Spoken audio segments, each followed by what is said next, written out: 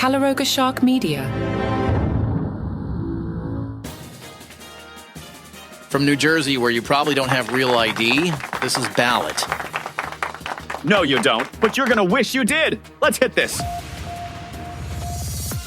I'm Patrick Gutfield, and President Trump is getting that military parade he's been dreaming about since he saw one in France and thought, I want that, but bigger and with my name on it.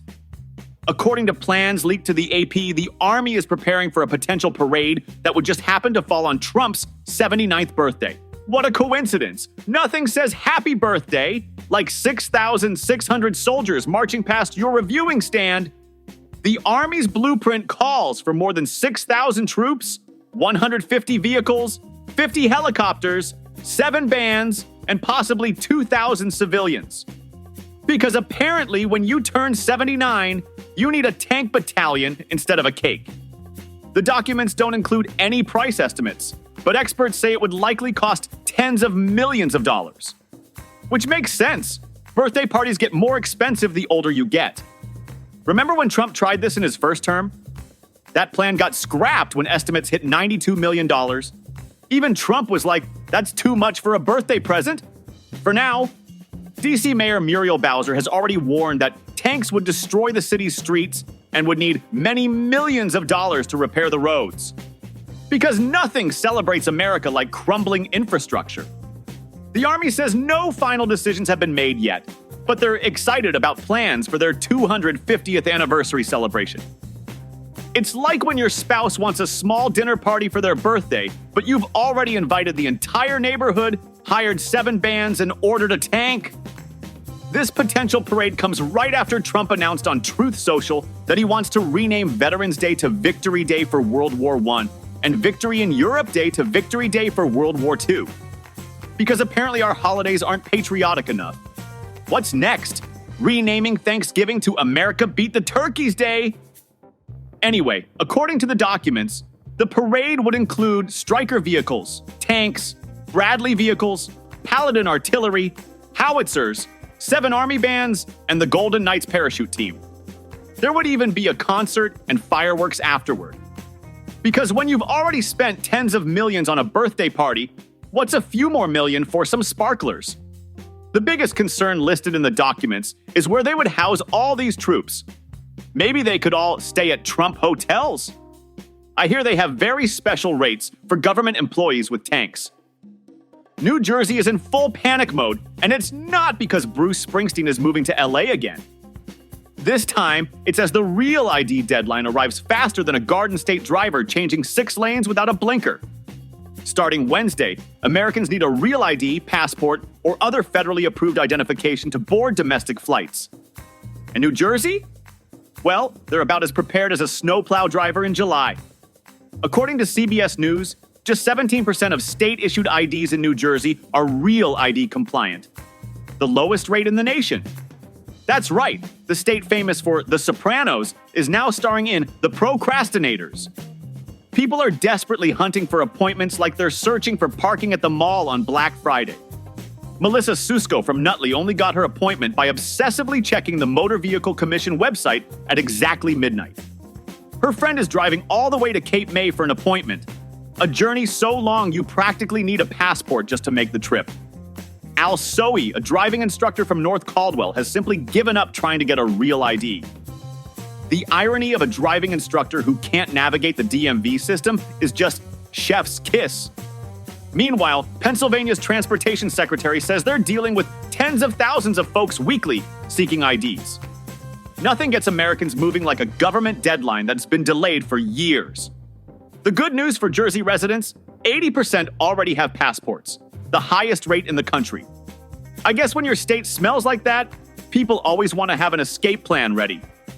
For those without passports, the TSA recommends arriving an hour earlier and bringing backup ID. Because nothing makes air travel more enjoyable than extra waiting time and paperwork.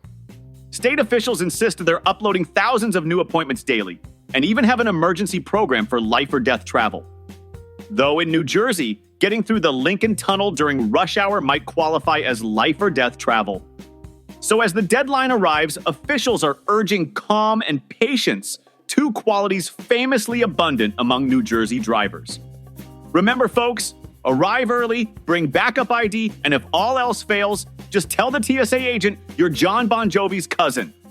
There's a 50-50 chance you actually are.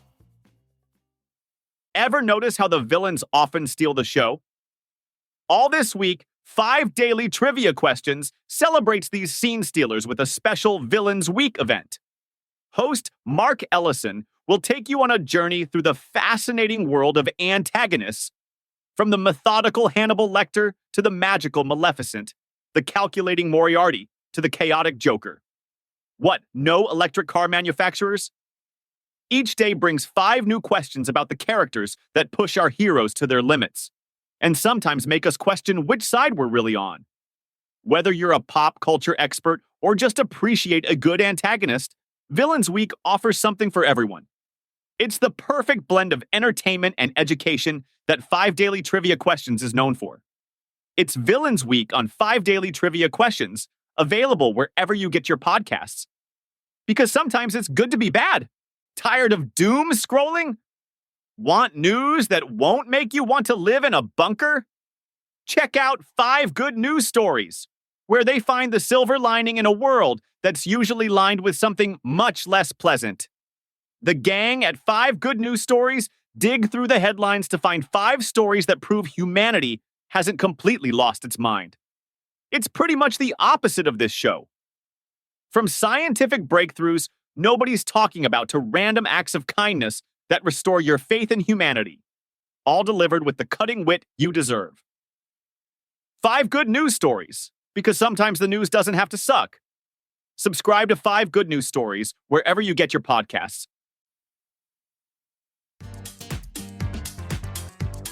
Driverless trucks are now officially running their first regular long-haul routes between Dallas and Houston.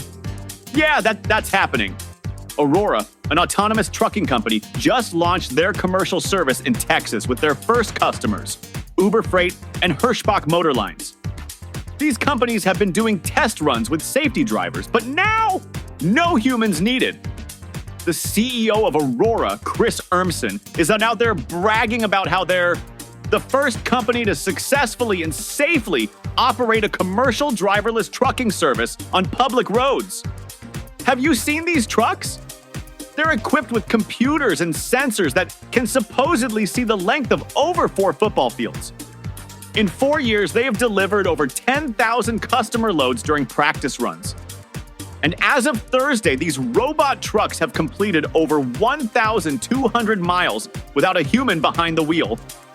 They're starting with just 1 self-driving truck now, but plan to add more by the end of 2025. 1 truck. That's like having 1 autonomous clown in a circus. Ladies and gentlemen, please welcome our single autonomous clown. He drives himself to work. This self-driving technology has been hyped for over a decade, with auto companies like Tesla and GM pouring billions into it. They always test in Texas and California because apparently those are the only 2 states where robot trucks are acceptable. California-based companies Gatik and Kodiak Robotics are also in this game, while Waymo, Google's robot car division, actually gave up on trucks last year to focus on robot taxis instead.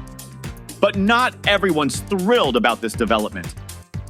Consumers and transportation officials have raised concerns about safety, and truck driver unions are fighting it because, well, robot trucks don't need union memberships or bathroom breaks.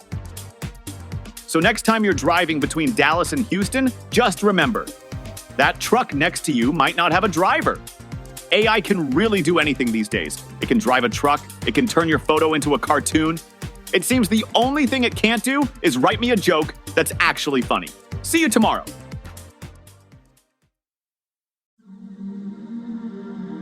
As the world mourns Pope Francis, history's most secretive transfer of power begins.